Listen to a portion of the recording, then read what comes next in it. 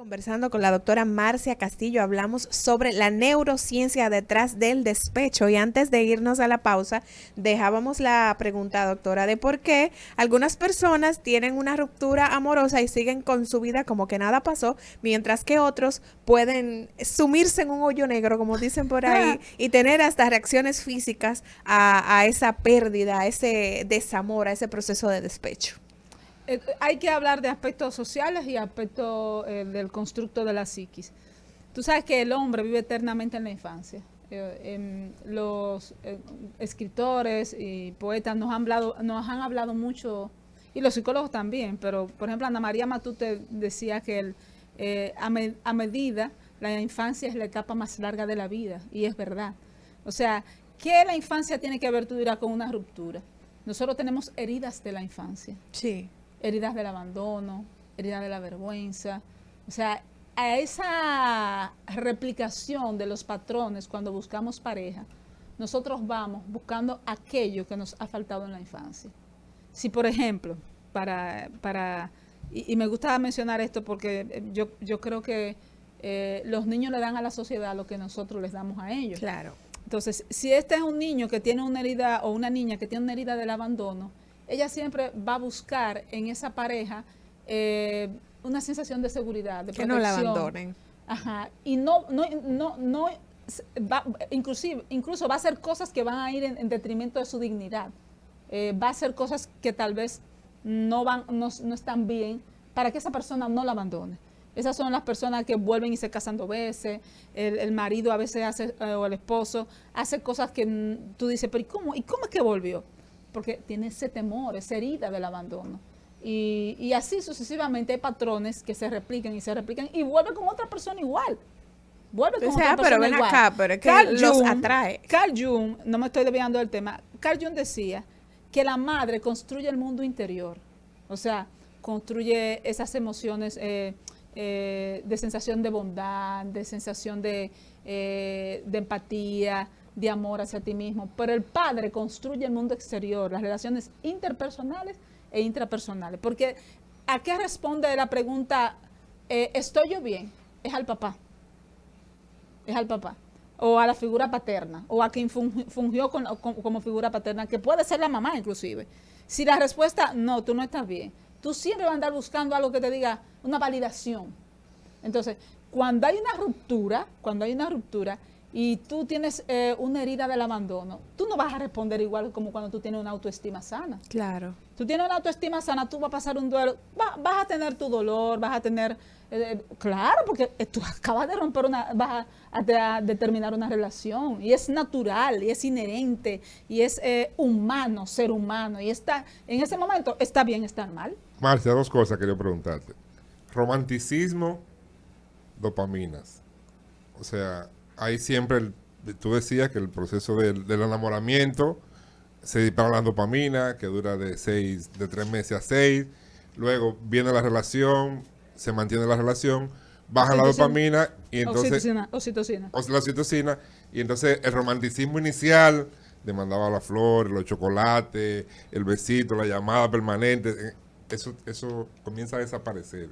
Empieza a mermar, pero empiezan a aparecer otras cosas que están ligadas a la oxitocina, como el compromiso, los planes en pareja, y no es que tienen totalmente que desaparecer porque se hacen proyectos, planes. Es una empresa, la claro. Pareja es una empresa donde hay un compromiso y donde yo decido estar con esa persona. Es decir, que aunque hablamos de neuroquímica, también hablamos de seres humanos que tienen libre albedrío y que tienen una capacidad de autopercepción. Para eso sirve esta área prefrontal, para tú tener autoconcepción, para tener proyección de futuro, para tener esa capacidad de insight, de saber que no solamente somos nosotros hacia adentro, también somos nosotros hacia afuera, claro. Con planes y proyectos a mediano y largo plazo. Pero volviendo a las reacciones que tú decías, ¿por qué algunas personas no? Entonces, ese constructo psicológico del niño, el niño se queda en la edad de la infancia donde tuvo esa herida, donde no recibió el amor que necesitaba. Se queda atascado ahí.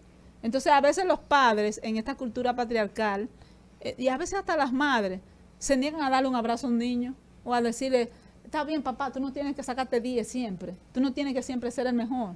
tú no tienes que ser el mejor en karate, en pelota. Y entonces los niños viven con esa sobreexigencia.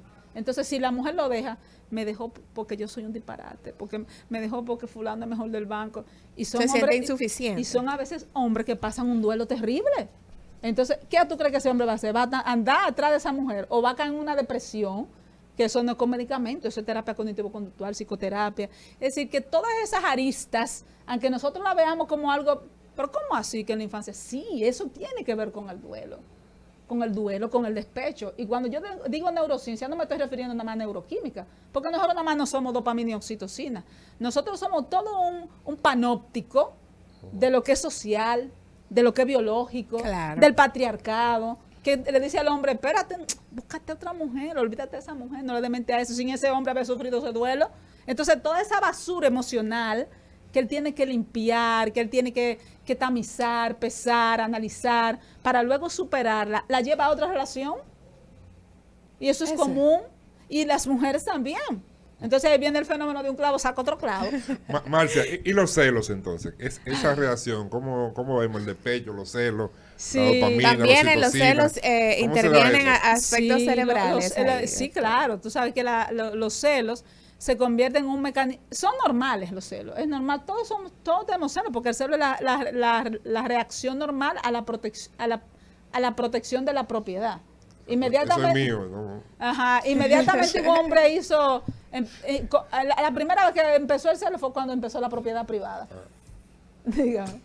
No, sigue, eso es alí cuando yo Ah, voy a- sí, exacto. O sea, el celo es normal. El celo se convierte en patológico cuando es una celotipia o un delirio celotípico y esa persona empieza a incurrir en patrones que son anormales. Por ejemplo, ¿qué pasa a veces cuando hay una ruptura y la persona no lleva su duelo normal? No habla con una persona, no habla con una amiga, se recluye y empieza a caer en patrones como estoquear el Facebook, crear perfiles para estoquear a ver si ya salió esa persona con otra persona, o pararse atrás del poste de luz a ver si a qué hora llegó, a qué hora salió. Ha pasado, lo hemos visto. Mandarle mensaje a la nueva pareja. Entonces, eso también tiene que ver mucho con la autoestima. Y no es que nosotros tenemos que ser el mejor de la bolita del mundo. Lo que sí tenemos es que trabajar desde nuestra adultez ese niño que está en nosotros. Y ese niño que está en nosotros, que tiene heridas, que está lastimado, porque ¿cuál de nosotros no está herido? Todos nosotros, dice, no recuerdo quién, es un hombre roto. Hombre, cuando digo hombre, hablo de hombre y mujer, porque el tema de género es una locura para poder hablar. Somos hombres rotos. Entonces, en esa misma tesitura e hilo conductor, para hacer un proceso de sanación durante el despecho, melancolía erótica, hay que entender y entendernos. Es esa Pere Aude que estaba en el templo de Alejandría, en uno de los costados. Atrévete a saber, es atrévete a conocerte. Tú tienes que conocerte, porque si tú te conoces, tú sabes las herramientas que tú tienes. Bueno, yo pasé por una ruptura y yo me comporté muy mal. Entonces, ¿qué sentido tiene si ya tú sabes y te conoces, que no hagas un trabajo contigo? Y que sepas que tú tienes que ir, por ejemplo, en un momento al psicólogo o sentarte a hablar con un amigo. No, yo voy a hacer ejercicio, yo voy a desarrollar, voy a escribir. Escribir es terapéutico, además de que para el cerebro es buenísimo. Es buenísimo para la plasticidad y demás. Yo me voy a trabajar desde la perspectiva de la meditación, no sé, dependiendo del tipo de persona que usted sea, porque no todo el mundo es igual. Entonces, usted tiene que trabajarse usted mismo para que pueda asirse de herramientas buenas, positivas, que le permitan llevar ese despecho o ese duelo, usemos la palabra duelo, de la manera más benigna y menos tóxica con los demás, o sea, con los demás y con usted mismo. En una relación de familia, pareja, hijos, el despecho, los hijos y el despecho, eso... Mira, ¿cómo qué se maneja pregunta, eso? sí, porque Bueno. lo más terrible es este tema que dicen que no es así, el síndrome de alienación parental. Ahora mismo acabo Alienación alienación parental. ¿Qué es esto? Y pasa más con las madres que con los padres, no sé por qué razón. Se separan, ¿verdad? Y entonces las madres empiezan a decirle, tu papá ya no nos quiere a nosotros. Él no viene, él no dejó, nos dejó. Él no manda dinero porque ya él tiene su familia. Eso él lo está alienando de su papá. Entonces, yo escribí un artículo que se llama Derechos No Fundamentales, porque ustedes saben que en el 59 fue la primera vez que empezó a hablarse de derechos de los niños, y en el 89 se hizo los 10 derechos fundamentales de los niños. Y yo escribí un artículo que se llama Los 10 derechos no fundamentales, donde yo pongo, el niño tiene derecho a que su papá no mate a su mamá, a que su madre no quebrante la dignidad de su padre, a que no se convierta en espía de un divorcio mal llevado. Sí. O sea, esos no son derechos fundamentales, pero es un derecho que el niño tiene. Claro. A que se preserve su dignidad. O sea, el niño no puede ser un parapeto de estar llevando mensajes a que el papá le diga, y tu mamá está saliendo con fulano. Sí. Y yo veo que allá se para un carro blanco. ¿Y de quién es ese carro? No. No, o sea, en los niños el despecho de los padres yo diría que son minas. Es una mina emocional que usted le está poniendo a un niño. Y ese niño va a ser un adulto. Entonces, ¿qué usted espera de ese adulto cuando esté sufriendo su propio duelo? Entonces, es una pregunta muy acertada, muy atinada, y es una pregunta para reflexionar bastante. Marcia, yo voy a hacer una pregunta, pero primero quiero que me hagas el favor de hacer una precisión. Esto viene con el impacto de la neurociencia, ¿verdad? Y todo esto. Más o menos, ¿cuántos años, cuántas décadas tiene el impacto de la neurociencia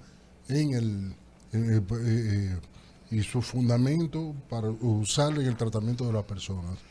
Bueno, Más o menos. la explosión de la neurociencia y por ejemplo, la neuropsicología se encumbró con Brenda Milner, que fue la primera que empezó a hablar de neurología y más o menos, ¿qué tiempo? Psicología. Si mal no recuerdo, creo que fue 70 y pico, 76, a partir de los experimentos de Henry Mollison. O sea, que pudiéramos estar hablando de unos 50 años. 40, 50 años, sí. Entonces, yo creo que tú vas a estar de acuerdo con una afirmación que yo voy a hacer. Mira, el mejor médico para un hombre despechado, eso, ¿qué te digo yo? Es un adjetivo robado a un sustantivo, con un hombre amargado, es una billonera, porque antes de 70 años, un hombre despechado se iba amargado, se pasaba una noche con una billonera echándole moneda, un trago de romo, y al otro día llegaba tranquilo y todo eso se le olvidaba y no pasaba nada de esto. ¿Entiendes? Esa era como su terapia, esa era como su cosa, eso 50, 70 años atrás. Y los otros 5 días de la semana, 6 días. Bueno, le pasaba ese problema, pero se curaba. Ahora tiene que pasar por todo este proceso y muchas veces termina hasta peor. ¿Qué tú me puedes decir de esto? Yo diría, heraclitiana como soy, que nada es constante, que todo es dinámico, que lo único constante es el cambio. Tal vez funcionaba en ese tiempo, hoy no funciona.